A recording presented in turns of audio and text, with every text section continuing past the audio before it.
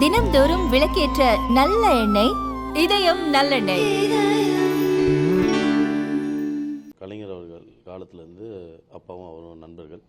அவருக்காக நாங்கள் படம்லாம் கூட ப்ரொடியூஸ் பண்ணியிருக்கோம் இளைஞன்னு சொல்லி. அப்போ அந்த நட்பு ரீதியாக திமுக ஒரு டைமில் ரொம்ப கஷ்டப்பட்டு இருக்கிற சூழ்நிலையில் அப்பாவுக்கிட்ட உதவி நாடிந்தாங்க. அப்போ அந்த கட்சி எல்லா கட்சியும் ட்ரஸ்ட் எதுனாலுமே ஒரு சர்வே பண்ணணும்னா ஒரு சப்போர்ட் இருக்கும். அதுக்காக நாங்கள் டொனேஷன் அந்த டைமில் அக்கௌண்ட்டில் பாண்டாக நாங்கள் எடுத்து டொனேட் பண்ணியிருந்தோம்.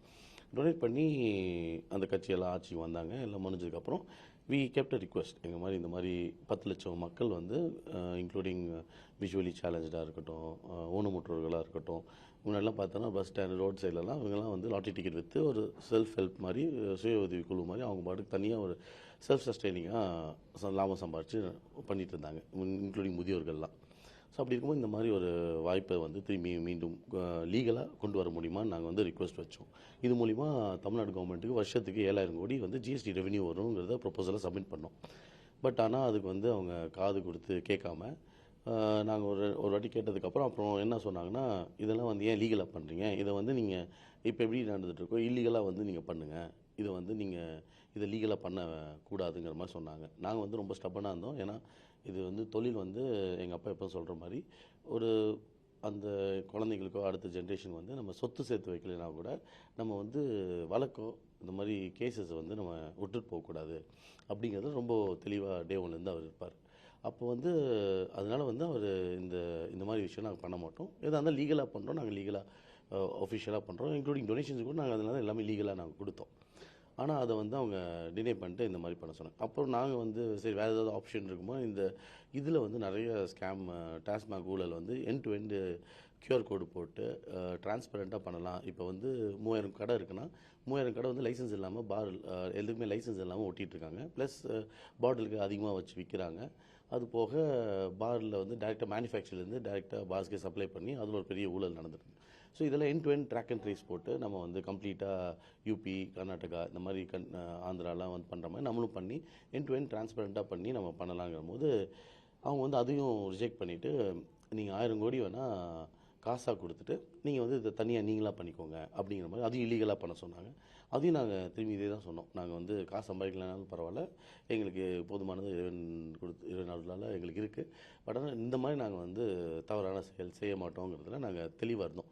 ஸோ அதுவும் அதுக்கப்புறம் நாங்கள் பண்ண மாட்டோம்னு சொன்னோன்னா அது தப்பராக அவங்க வேறு யாரோ வச்சு பண்ணாங்க. அதுக்கேற்ற மாதிரி அந்த இடி ரெயிலெலாம் நிறைய பேர் சிக்கியிருக்காங்க. ஸோ அந்த இடி ரெயில் மூலிமா நம்மளுக்கு நிறைய விஷயம் வெளிச்சு வர வாய்ப்பு இருக்குது. அதுக்கப்புறம் இதெல்லாம் இல்லைங்கிற போது மணல் அப்போ இடியில் நிறைய பேர் மாட்டிக்கிட்டு அந்த இது மாற்றி வேறு யாரும் எடுத்து பண்ணணும்னு சொல்லி பண்ணும்போது அப்போவும் இந்த ப்ரொப்போஸ் எங்ககிட்ட கொடுத்து அது ஒரு 3000 கோடி வருஷத்துக்கு கொடுத்துருங்க, நீங்கள் எடுத்து பண்ணுங்கள், அந்த மாதிரி ஒரு ப்ரொப்போசல் வந்தது. அதுவும் நாங்கள் என்ன சொன்னோம்னா, நாங்கள் இந்த மாதிரி வேலையெல்லாம் நாங்கள் பண்ண மாட்டோம். நாங்கள் எதாவது லீகலாக டிரான்ஸ்பரண்ட்டாக நம்ம பண்ணோம்னா நாங்கள் பண்ணுவோம். இது மாதிரி இல்லீகலான ஆக்டிவிட்டீஸோ தவறான விஷயங்கள் நாங்கள் செய்ய மாட்டோம்னு சொல்லி நாங்கள் டினை பண்ணிட்டோம்.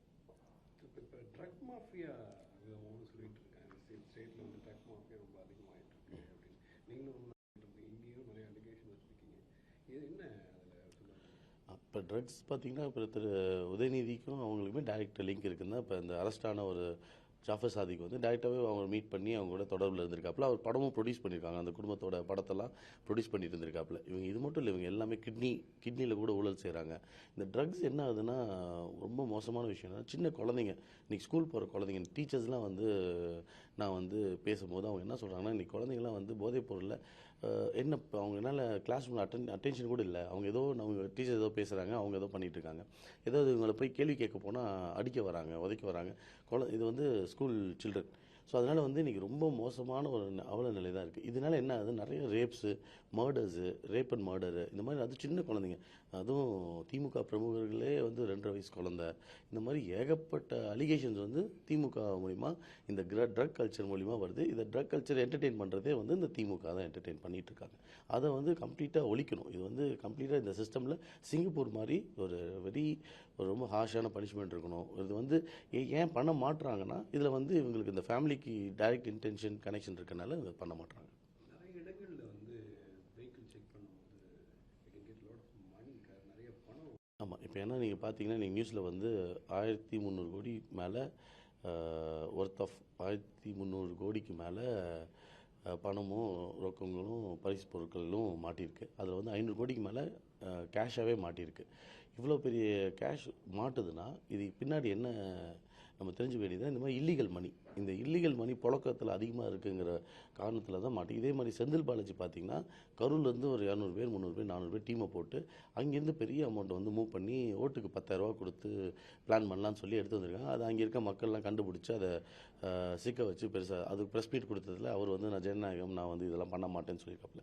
இதே திரு ஸ்டாலின் அவர்கள் வந்து செந்தில் பாலாஜி வந்து ஒரு ஊழல்காரர், அவரை வந்து நான் அரெஸ்ட் பண்ணுவேன், அவர் வந்து மணல் திருட்டுலேருந்து பண்ணியிருக்காருன்னு சொல்லியிருக்காரு. இதே செந்தில் பாலாஜியும் ஓப்பனாகவே வந்து ஒரு மேடையில் வந்து பேசும்போது யார் மணலில் மாட்டு வண்டியை வச்சு திருடினாலும் நாங்கள் யாரும் நிப்பாட்ட மாட்டோம், யாரும் நிப்பாட்டின போலீஸ் நிப்பாட்டினா அந்த போலீஸை நாங்கள் ட்ரான்ஸ்ஃபர் பண்ணிடுவோங்கிற அளவுக்கு ஒரு தைரியமாக பேசினவங்க தான் அவங்க. இதெல்லாமே வீடியோ ரெக்கார்டிங் இருந்தும் இவ்வளோ எவிடன்ஸ் இருந்தும் எந்த ஆக்ஷன் எடுக்கப்பட மாட்டேது.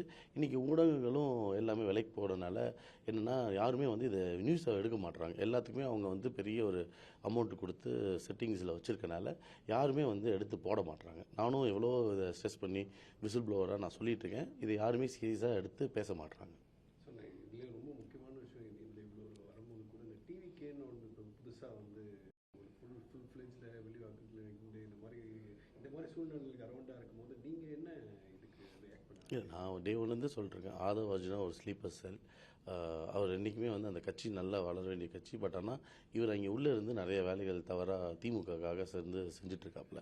அதெல்லாம் வந்து அதை நான் மேலே எடுத்துக்க நான் எல்லா டைம் நான் சொல்லிகிட்ருக்கேன்.